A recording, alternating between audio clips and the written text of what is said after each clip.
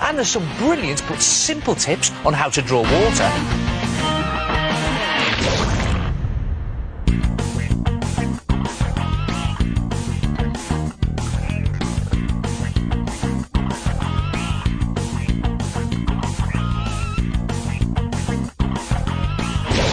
How do you draw water?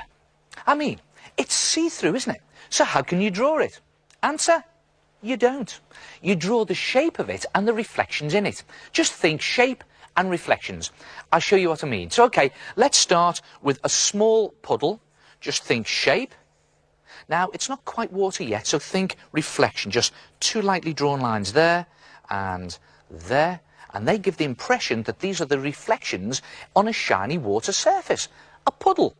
You can even put in the reflections of anything that's standing in the water or floating on it. Look at this. This little chap's being told off because, well, you've guessed it, he's made a puddle. So there you go, there's the shape and some reflections in it, two lightly drawn lines here and there. You can even put his reflection in, like that.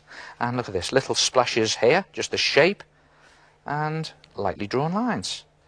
And there it is, perfect water. Don't know about perfect. Yeah. So when it comes to drawing water, just think shape and reflections, whatever the size. So for a pond or lake, put in the shape of the lake, like that, all the way round, and then the reflections. So we've got the hills there, and the reflection of the boat, a little squiggle in there. And here's a good effect. If the water is fairly still, you can do little light rings around whatever's standing in it. See that? And again around the boat. Now, if it's the sea that you're drawing, don't do those up and down waves. Put in the shape of the whole thing. So, put in a horizon in the distance there, where the water ends. And then the shape of the shoreline, like that. And then don't forget the reflections.